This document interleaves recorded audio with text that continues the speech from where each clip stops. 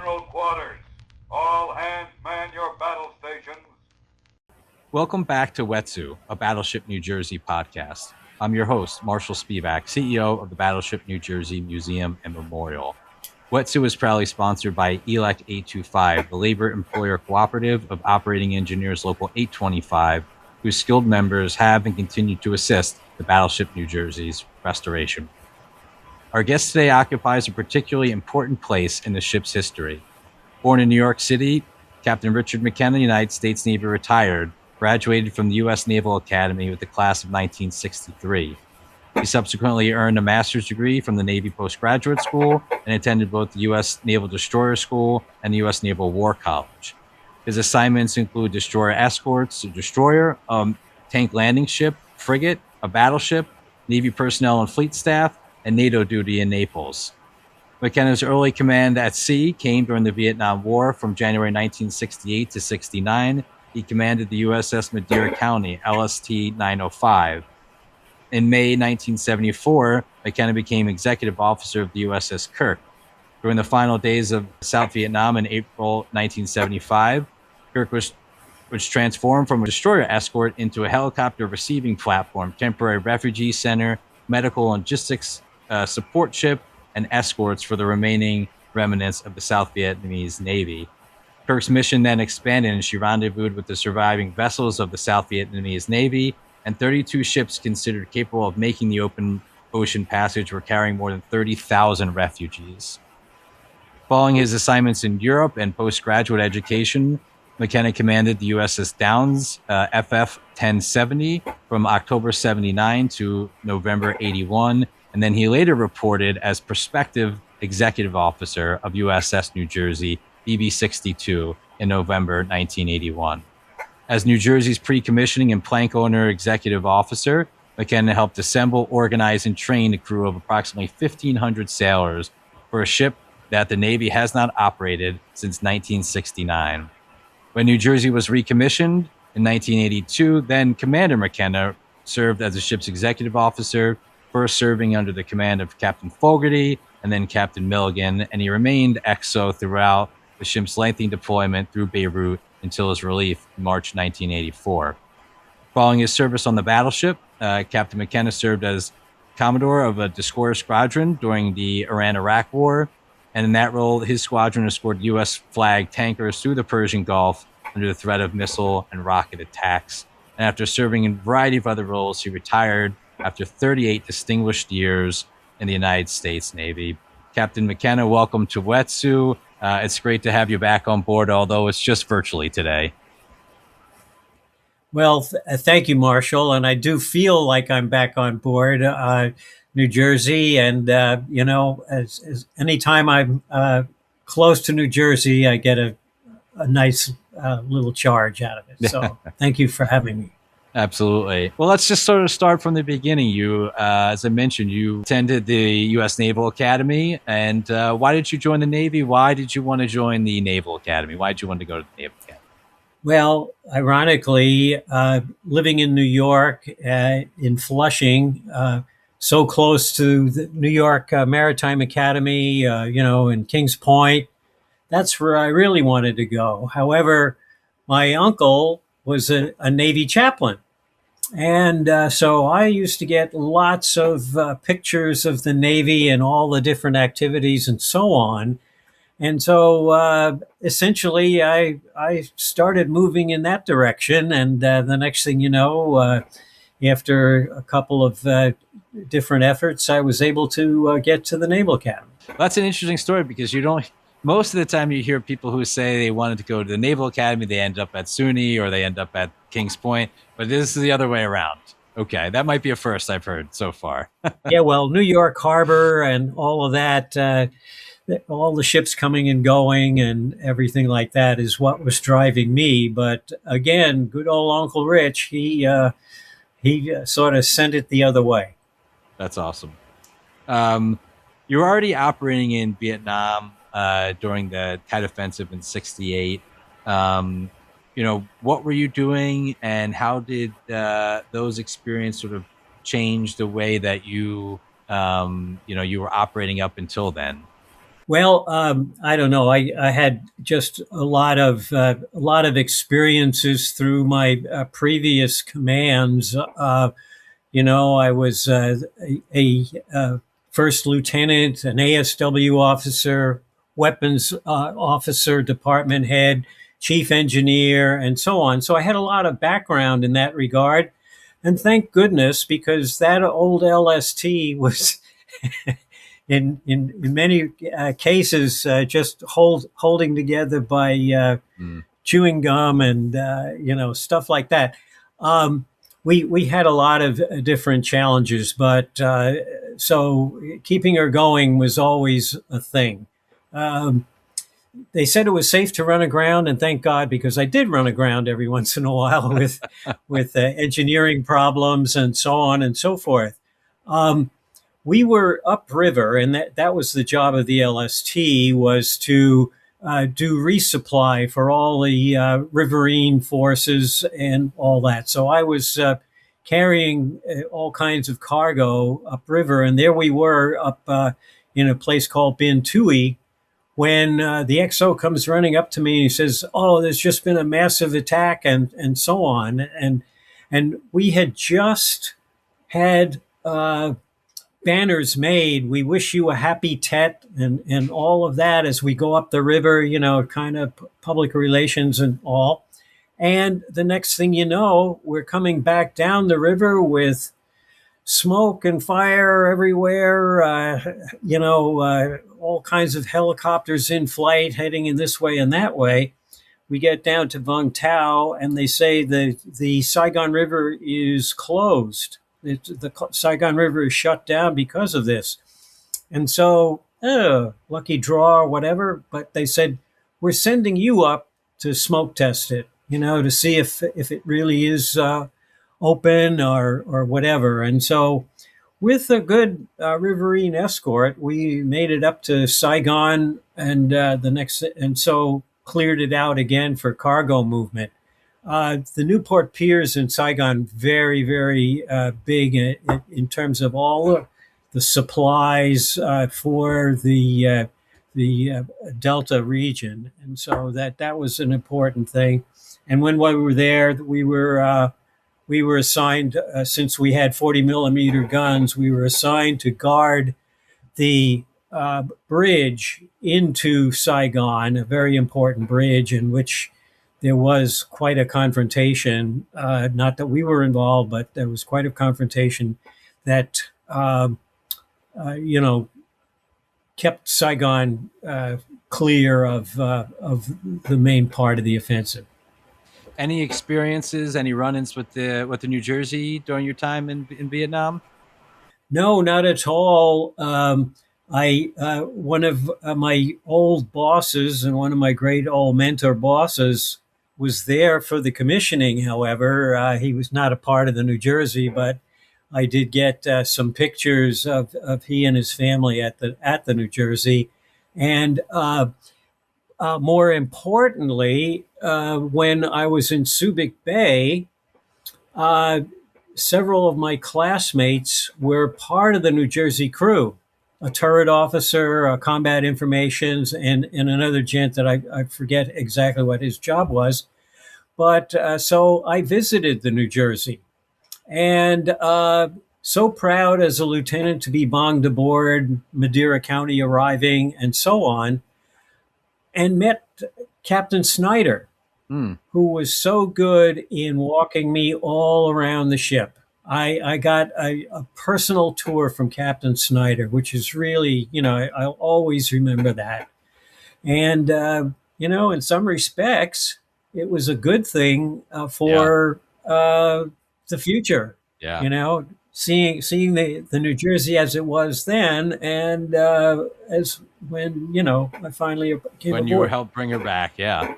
Well, a few years later, you found yourself back in Vietnam, but under obviously different circumstances. I think that even you could have anticipated or ever imagined. As I noted, you were the executive officer on USS Kirk. Before the evacuation began, I'm just curious, what did you and your crew really understand the mission to be, or when you sort of realized what your role was about to become? How did that sort of shape how the crew operated at that time? Well, Marshall, actually, we started deployment in March, I forget, about mid-March or so. And we had just finished an exercise in Hawaii, a RIMPAC exercise, a standard exercise with all the Rim of Pacific navies. Anyway, we were getting ready to get underway and make our way to Westpac when they said, no, hold back.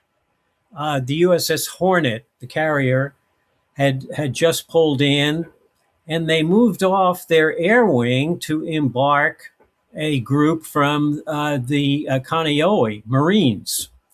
And so that was really the first indicator that something was up. And we were the escort for the Hancock all the way back, refueling from the Hancock and watching the Marines in constant drills and crowd control looking type of drills and all. So that put us on alert, right? And of course, the general news items that we were seeing. So we got to Westpac. Things just sort of moved back and forth. We were visiting various places.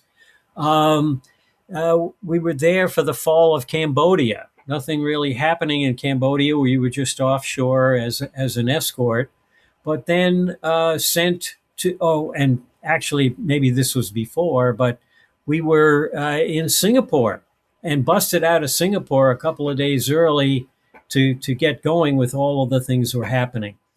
Anyway, there were all kinds of instructions. It wasn't anything that we came up with ourselves. A lot of discussions and just general preparations for these things put us on a place. And so when Saigon fell on April 30th, we were there, and the sort of one of the lead ships in the screen towards Vung Tau. So we did see a lot of helos coming. We had a young man on board who spoke Vietnamese, and the captain initiated him to put out word, ship 1087, clear deck, that. And it wasn't long before we started taking helos. And now, of course, the famous pictures of pushing the helos into, off the side of the ship. Of course, that's not really the end of the story. That's almost kind of the beginning of the story. Obviously then, meet up with the remnants of the South Vietnamese Navy, tens of thousands of refugees. I'm curious, sort of, when you saw the makeshift flotilla of the ships at the time, what was sort of your first reaction to seeing that? Well, actually, I just go back a little bit. We got rid of 13 helos, but saved 4. We saved 4. I'm very proud of that. But yes, after things settled down, we were told to come alongside the flagship to pick up an important person. This gent comes aboard our boat in a business jacket and just looking very, very official. It was Richard Armitage. Richard Armitage, before he was part of the administration, was the designated liaison for the Vietnamese Navy. He had been there trying to save all kinds of material in Vietnam before this. Anyway, he took us to Con Son Island, which is where we saw that. And the initial plan was for him to just get aboard as the liaison, and that was it. We'd live happily ever after. But when we saw this, the captain said, no, we're here to help. And that was backed up by our Commodore who was aboard and, down the official line thereafter. Yes. Now, when when the story is told, when the focus is sometimes on the large scale of the rescue in this operation. I'm curious from your perspective, looking back on it, obviously now so many decades and years later, when you look at the entire situation, when you look back at the entire operation, is there one thing that you in particular want people to remember from that? It's more the personal story for our ship and crew. Um, we were going out on daily excursions to the various ships to, see that everything was under control and all that. I was out on one myself for a day. In addition to looking after them medically and supply wise, we got rid of our pantry pretty quickly. Sending all the canned goods out and things like that. But the one critical item was when we had near pregnant women, we were bringing them aboard and putting them in the first class cruise lounge. And my captain, Paul Jacobs, used to go in there and say, "Hey, ladies, come on, we need to have a baby for the Kirk." And my poor hospital corpsman was, just terribly, terribly nervous about the whole thing. Fortunately, that didn't happen. We arrived in the Philippines. These people moved to Guam. When we were in Guam, we met a lady, and so this lady did name a baby after the Kirk, and that died for 20 years until we had a reunion. And one of the guys said, "I wonder what happened to that lady who named her baby after the Kirk." Turns out it was right here in Long Beach. She lived right here in Long Beach. Oh, wow. We found that out, and the next thing you know, the Kirk is a great thing for the great Vietnamese community that lives out here. Yeah. Captain Jacobs even has a monument to him in Westminster. A great Kirk thing. So that is the story, I guess you might say, that we have benefited from. We've had reunions from time to time with the Vietnamese community, everything like that. That's awesome. Switching gears a little bit into why we're here, and that's, of course, our great BB-62. I'm always interested to hear people's stories. Do you remember sort of where and when you learned that you were heading to the battleship as its prospective executive officer, and what was your reaction to that? Well, honestly, when I was on the Downs, we pulled into Subic Bay. We were on our way back from the Indian Ocean and basically headed home. And I believe it was Stars and Stripes talked about the ships that they are going to resurrect the battleship community. And New Jersey was going to be the first one because of the Saigon experience. The Vietnam experience and so on. And so, hey, I put in for it. I called Bupers right then and said, "Hey, I'd be interested." And that was about it up until I guess we got home, and so yes, it was quite a thrill to get that, but it was sort of something I was hoping for and counting on for a while. So it wasn't a major surprise as such, but it was quite a kick to hear about that again. So, and then you get to Philadelphia. You're taking your first walk around the ship again. I'm curious, sort of, what was your impression of the condition that she was in when you sort of attached to the ship in the pre-commissioning unit? Yeah, Marshall. Well, actually, it was Long Beach. Oh, you're in Long Beach. Okay. I was on my way down the pier, and the ship was in the shipyard, broadside to the channel entrance, so the swells were working. And New Jersey was a beam, and I can still remember the gentle rocking against the pier that, totally light loaded and so on. And so that was the thing that has stayed in my mind.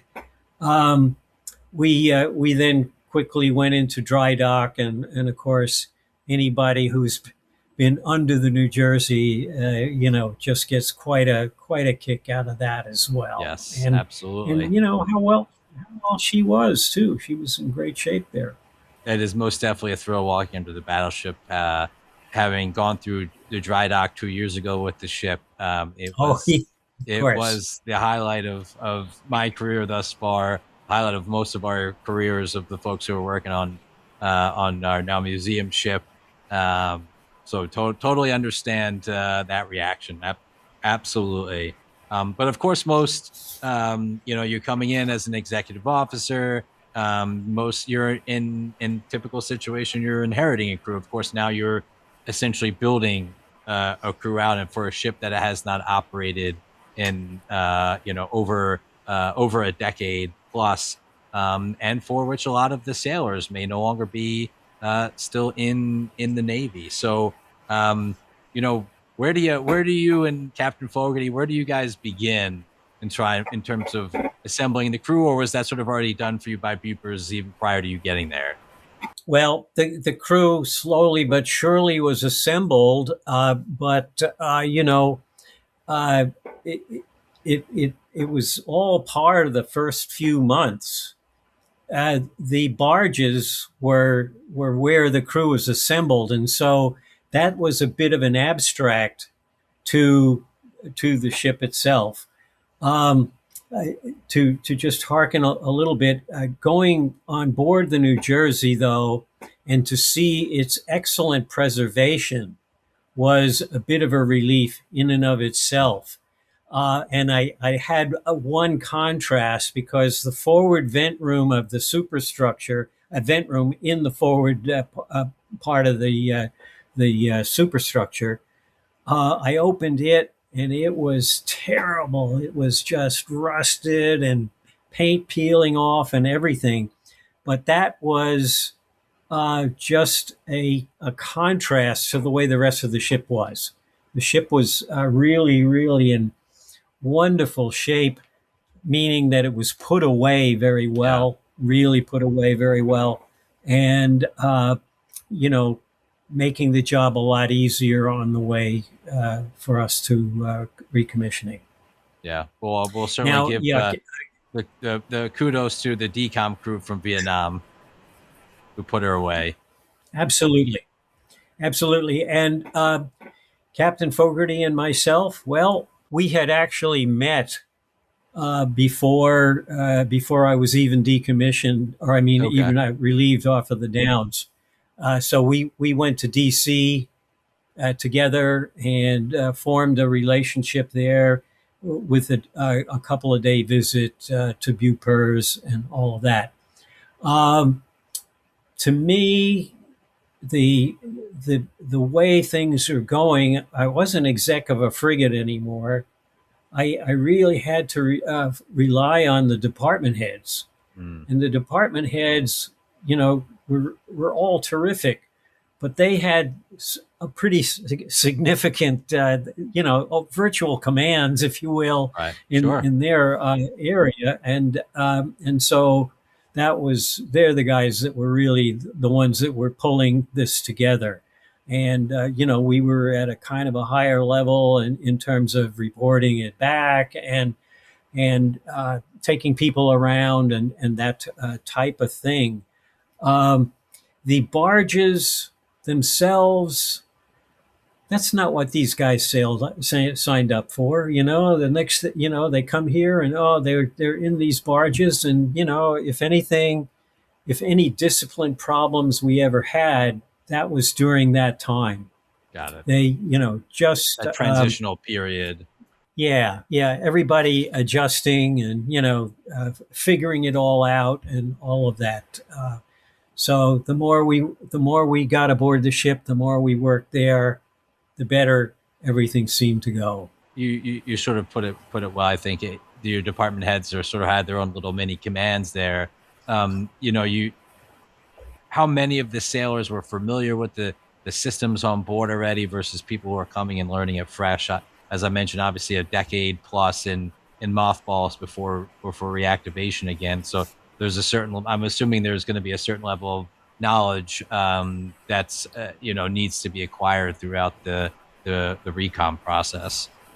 Yeah, well, some of it was just basic ship knowledge, and the basic different things from the engineering to various damage control, taking care of the decks and all that.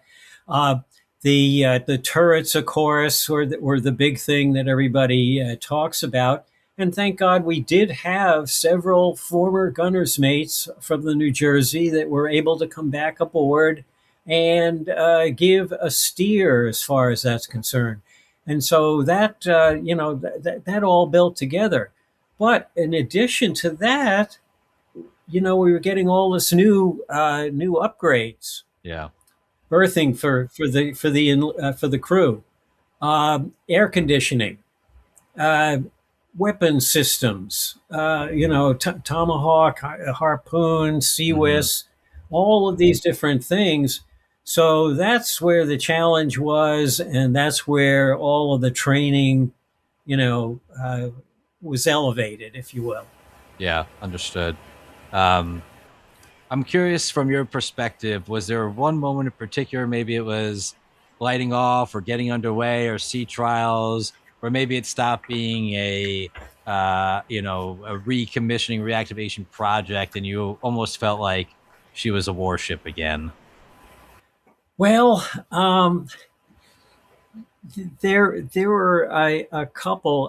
Actually, one I always think of is our second sea trial, and Secretary of Navy John Lehman comes aboard, and we're walking him around, and he's meeting with the crew and the mess decks, and one of the sailors says, "Oh, what do you think of the battleship?" He says, "I just flew over, and I peed in my pants when I saw it."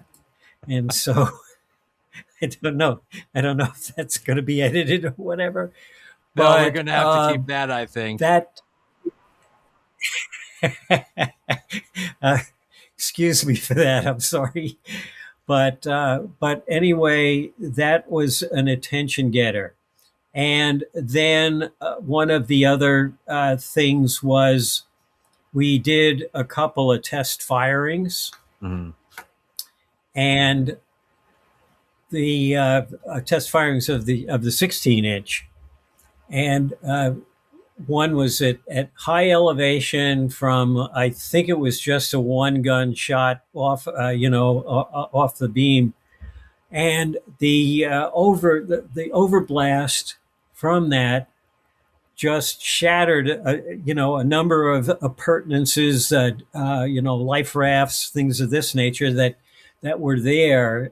So that was an attention getter right there as well. That was another one that. I kind of always remember. But, getting underway, very smooth,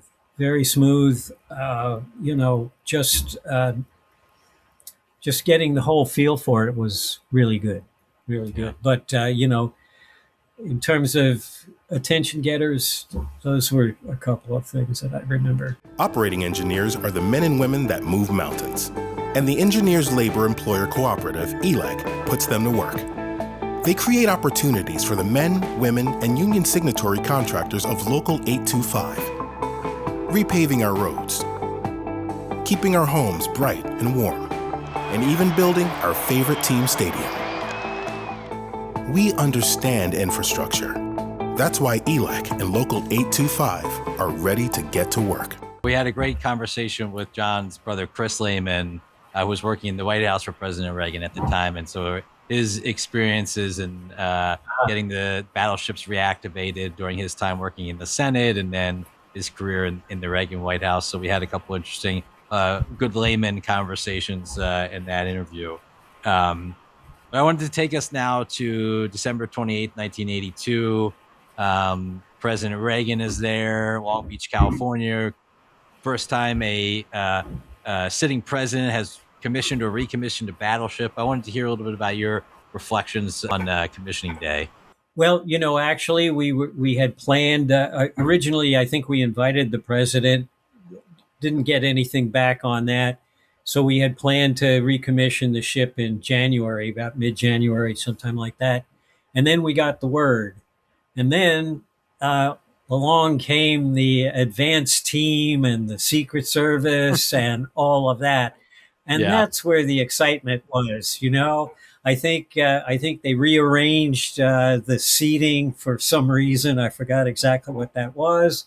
All the high ground, looking at all the cranes, etc., in the shipyard, as to possible security issues, all of that. We put up some extra barriers on the captain's deck where the commissioning was going to happen. The orchestration of the commissioning itself was very, very good. And so when by the time we were all there, everybody was in sync, and it was great. The president came aboard. He couldn't have been nicer to everybody, shaking everybody's hand, all of that. And CAPT fleet at the time, I was the basic coordinator for the commissioning, with all the announcements and all that. And CAPT fleet at the time says, just remember, this is just like an old family get together. And, it just sort of settling me down, and everything to make sure it all goes good. And so with the commissioning, the president declares the ship back in commission. The ship comes alive. And to see a battleship come alive is something in and of itself, guns raised, the flags coming down and all that. But the one that I remember the best is something that the advanced team suggested.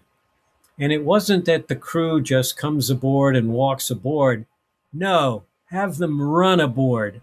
And the crew, of course, loved that too. So everybody ran to their stations. And I do believe that was the first time. And now it is almost, in Navy heraldry for commissioning now, that the crews run aboard with enthusiasm and all of that. And so that's the one I always remember. And the crew was that enthusiastic anyway, once they got to go aboard from those barges. Yeah. Sure. I mean, even before we were commissioned, so that. Well, I served on two commissioning committees in the last, I've served on two commissioning committees in the last 2.5 years. And for our sister ship, the USS New Jersey Virginia class submarine, and for the USS John Bassel, which is a Harley Perk destroyer, and everybody runs on board. Sure, that's still the tradition. Of course, we did an interview with Mike Holmes, your reactivation officer, and he tells a great story about the Secret Service asking him if you really needed the swords in the scabbards on the dress uniforms, or how we could plate them together somehow so you couldn't actually take the swords out. Crazy security stuff like that. The security stuff was, I mean, they were, working against each other and themselves, about you can't do that, and so on and so forth. And that goes on all the time. Sure. Yeah. Once the ship is commissioned and operating again, I'm just curious, sort of, what is an ordinary day in the life of the executive officer of the Battleship New Jersey, if there is really such a thing as an ordinary day? What does that typical day look like? Oh, well, the basic ordinary day is coming together with the department heads, getting their thing, putting the word out to them as to whatever the situation is, where we're headed, why we're headed, what we need to think about there, who the new dignitaries are coming aboard, because we were never Got a lot of without them. dignitaries in some way, one way or another, and all of that. And incidentally, I meant to mention earlier, the department heads. Well, the chief engineer, Paul Martineau, was my plebe at the Naval Academy. The supply officer, Gary Thomas, he was with me at my classmate at the Naval Academy. We were in the same battalion. So that seemed to help make work things better as well, So that was all well and good, but yeah, we'd get all that taken care of, and then I'd be up to talk with the captain and view his, what he's got going on, and all of that, and report any problems and casualties, that type of thing. Beyond that, it was just sort of getting around, checking, various and sundry places to just see what was going on, and all of that. So keeping the watchful eye. Oh, and of course, and XO's masked every once in a while. Which I'm sure there was a few of those along the way. More so with the barge than September 1983, the ship received orders to transit the Panama Canal and proceed towards Lebanon.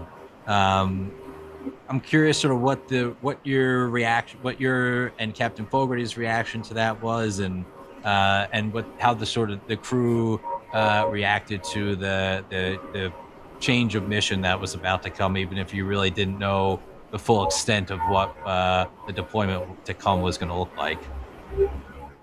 Yeah, well, a little background, Marshall. We started off in June to go to Westpac and kind of a show the flag type of thing. And we were sent from Thailand to help settle things down for Central America. We then had several weapons, defense officials from Central America to come and look at our ship and so on. But more importantly, Caspar Weinberger came, Secretary of Defense, and we were asked to show him a broadside, to give him a broadside. I was escorting him around. We had finally worked our way to the 08 level, and I'm blabbing along just like I am right now.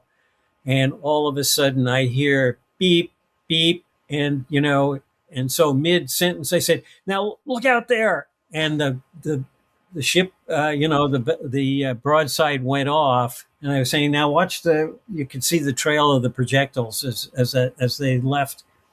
And anyway, shortly thereafter, we had received orders to proceed through the Panama Canal and en route.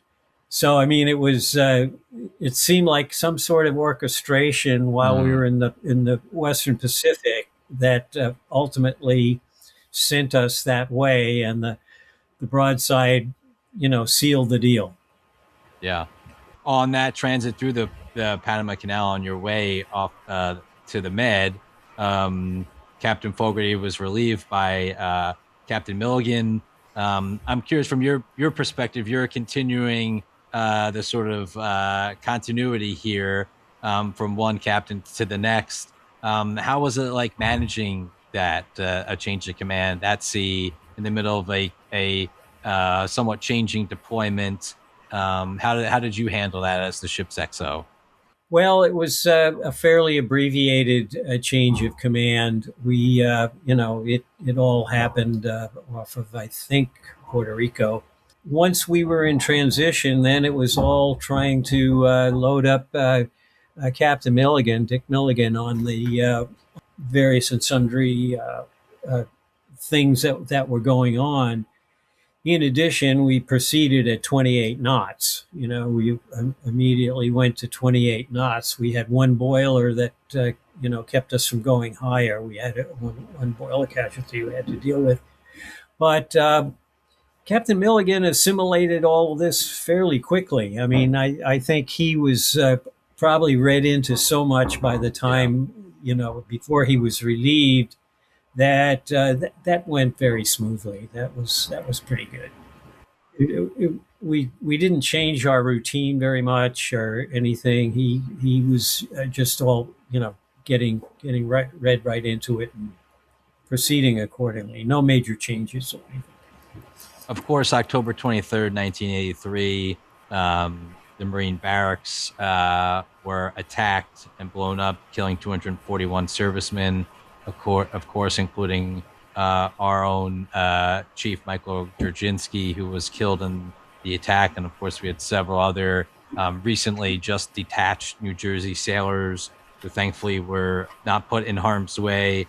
But on board the ship, talking to some other crew members at the time, you could see the whole thing unfold.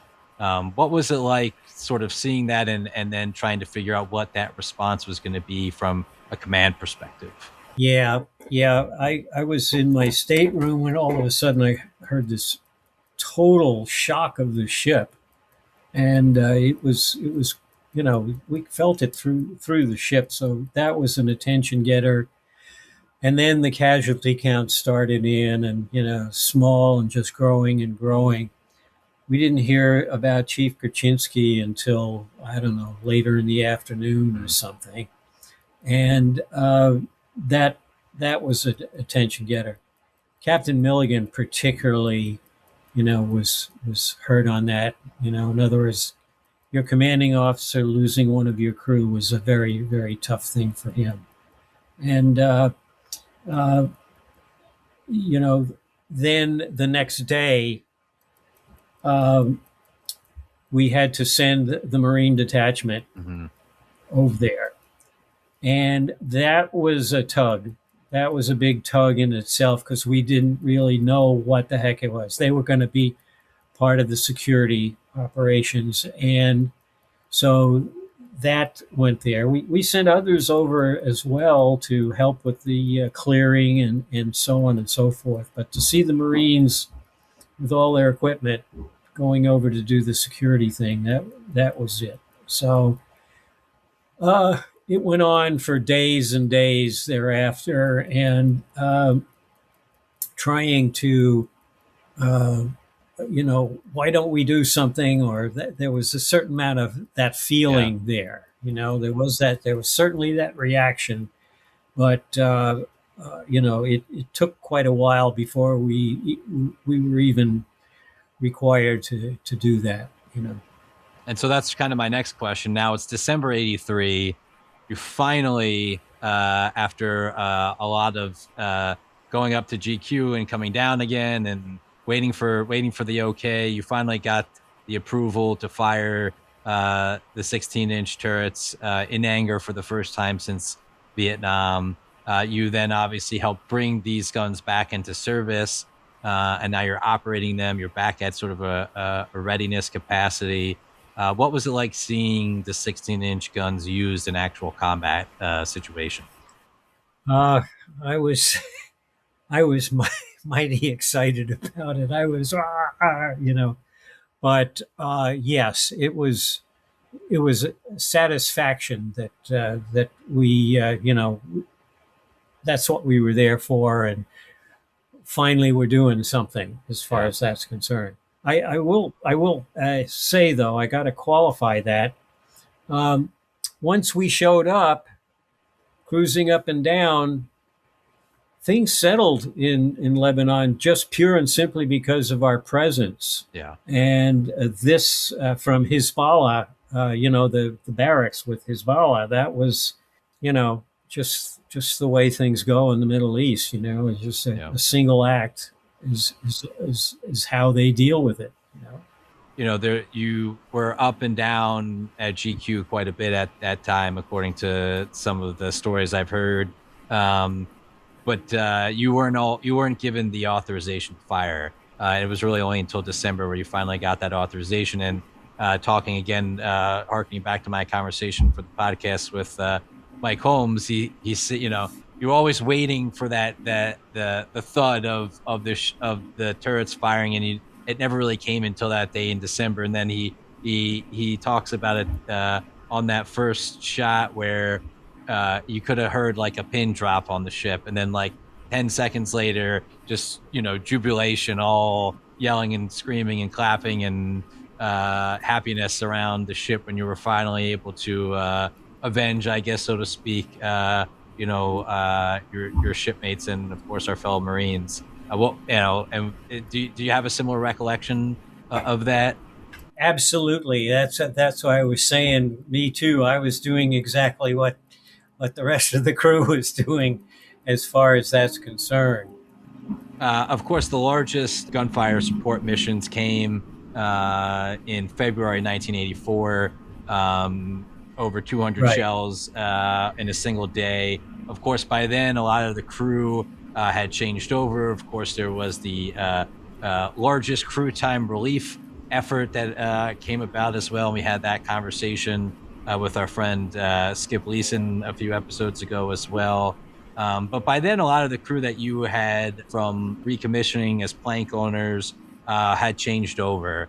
And so how was it Right. sort of getting a new crew reinvigorated and re-energized and acclimated to the ship while you're also still maintaining that sort of readiness level? I don't recollect it as being any difficult. The people slotted in very easily. I think it all went very smoothly. No real uproars or anything like that. I think it just sort of progressed the way it did. Bupers came out and was worried because little anecdote. James McFarland, he was special assistant to Ronald Reagan and everything. He came out and talked to the crew, and he was saying, because you're here, little children are going back to school, and so on and so forth, like that. And the crew's reaction, yeah, well, we'll still be here when they get their PhDs. and it really, that sort of resonated to get the general feel for the anxiety, and there was a lot of anxiety for the folks that were, here from the beginning and all that. Yeah. Family issues at home, feedback like that, and so we were dealing with some of that where people were having their own troubles and all. Was the crew relief effort at that time or a little prior to that was that helpful to sort of the morale situation on board? Yes, it was, and that there was so much done for that. Bupers came and said they would look into trying to satisfy a person's preference for reassignment, where they wanted to go and all that. And so the Bureau was very helpful in trying to do exactly that, to reassign as close as they could to where somebody had a duty preference. And so there was a lot of effort to do that. And of course, the other thing was, we're waiting for Iowa to commission. That was Right. Iowa was theoretically going to relieve us, but of course, not commission and work up and all that. That Right. should have been forever. So yes, all of those were part of the experience of that time. Remember what I wanted to say now was that I quote a quote often, and that's a quote by P.X. Kelly, who was a commandant of the Marine Corps at the time, who was quoted as saying, just the sheer presence of the battleship, the symbolism of the battleship was enough to kind of send people back to their corners for a little bit once you guys arrived off the coast. That's exactly right. I mean, things really just settled as we just paraded up and down off of Beirut. You turned over duties as XO in Naples in the end of March '84. After taking the ship through reactivation, recommissioning, and into combat. What was it like for you to detach from the ship and to be relieved after such I guess, a crazy tour of duty? We had a nice turnover with Rich Janae and all that. And oh, I don't know. I was certainly happy. I was it's a bachelor, so there was no reunion type of thing like that going on or anything like that. So no, it was just good to be heading back home. And ironically, I got off in Napoli, where I was in duty for a year and a half, and then they said the ship was going to Villafrance, and that was a bit of a disappointment in that I had my French translator degree and I never got to use it or anything else like that. So no, it was a good, it was just good to have it all taken care of and Yeah. all that. So. And I'm sure when you were taking that tour with Captain Snyder, when you were still on the Madeira County, you probably never would have envisioned that you would be back as a member of the crew, let alone XO. Now, and I'm assuming when you were on board, No. you probably never could have envisioned the ship becoming a museum like it is today. Well, you guys are doing great work there. It's been a while since I've been there, but I've been a couple of times, and we did have a ship reunion, a crew reunion several years ago, and no, the ship looked great, and I'm quite happy for all that you guys have done. Thank you. I mean, even dry dock. My goodness, That was an really something. undertaking, and to do it with no money from the Navy and no expertise from the Navy was an interesting perspective. But it was a moment of time that still sits very closely to us. And so certainly, I'm not a veteran. A lot of us on board are not veterans, didn't serve in the Navy, but we just love the ship and we love the Navy, and we're patriots, obviously. And so, to be able to undertake a project like that out of uniform is always such a great Yeah. thrill for me. I wanted to ask you a couple lightning round questions, and that's just I'm going to ask you a couple questions, and I just simply want you to give the first answer that comes off the top of your head. Favorite port visit? Favorite port visit? Uh, Gee, I, you know, I, they're all so good, I guess. I don't know. I'm having, I'm sorry, I'm having a hard No, that's all time right. with that. But, How about this? that's, How about what's your favorite class of ship to have served on? well, the battleship is right there, but a very close second is my LST.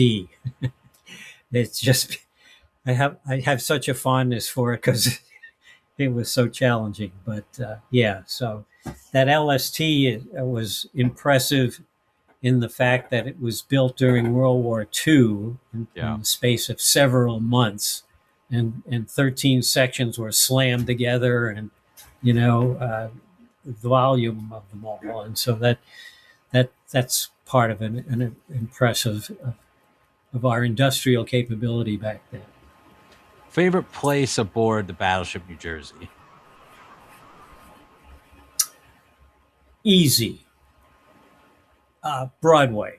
Broadway. Great answer. Broadway is so reflective of everything. The accesses to the engine rooms and all the engineering spaces, the connectivity between the turrets, all the brass and copper shining like you wouldn't believe. And that's it was the heart of the ship in so many different ways. Yeah. Who really knows what's happening aboard a ship? Is it the captain? Is it the XO? Or is it the chiefs? Yeah, well, the chiefs know where, in their locale, what's all happening and everything. And so, yeah, they sure do. Curiously enough, as an ensign, my first ship on the Leicester, I was berthed in chief's quarters for a couple of months. And Really? so, that was very helpful in terms of understanding the chiefs and, Oh, I'm sure. all that they do. Yeah. I'm curious, is there maybe a specific sound that you hear that you immediately think, oh, battleship, that's a sound from the battleship? A sound that I normally hear that would be Is there a certain sound of that if you hear it, you think of the battleship?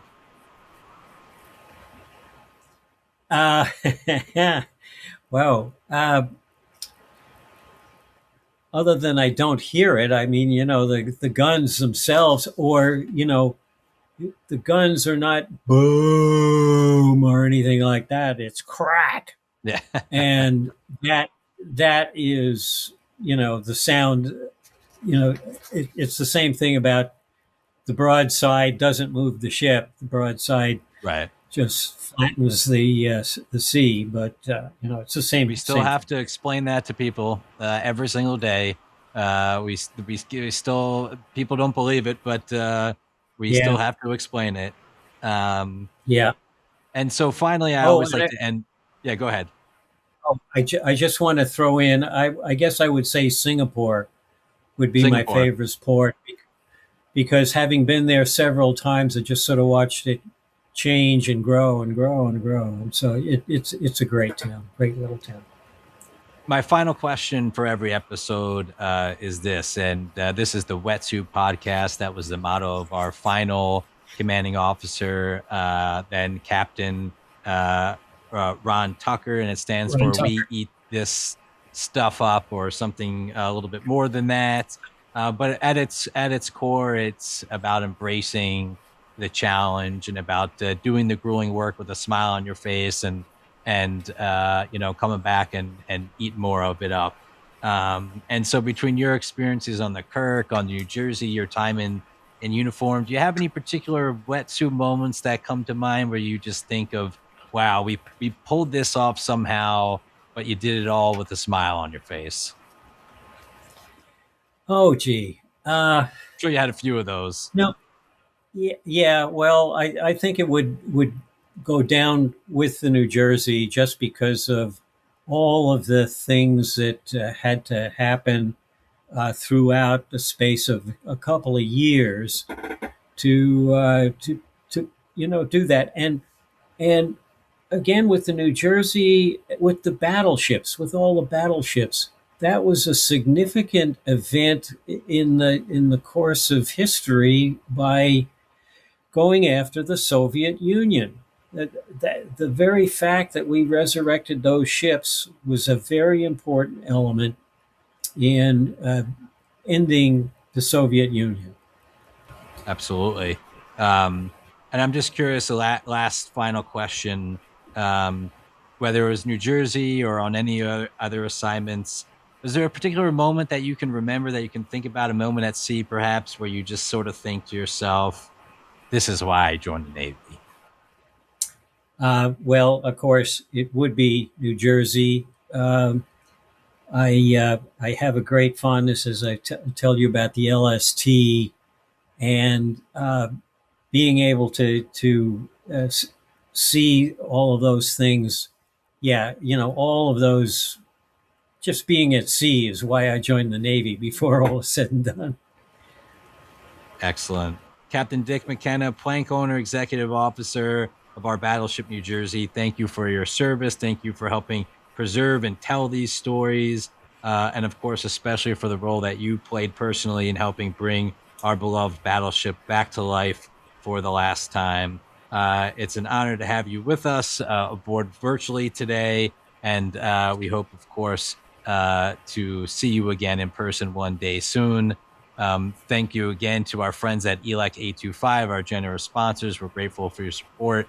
For everyone watching and listening to this episode, thank you for joining us on another episode of WETSU. Please like it, please share it, please subscribe to the podcast and our, of course, 285,000 plus strong YouTube community.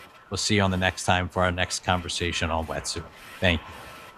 Operating engineers are the men and women that move mountains. And the Engineers Labor Employer Cooperative, ELEC, puts them to work. They create opportunities for the men, women, and union signatory contractors of Local 825. Repaving our roads, keeping our homes bright and warm, and even building our favorite team stadium. We understand infrastructure. That's why ELEC and Local 825 are ready to get to work.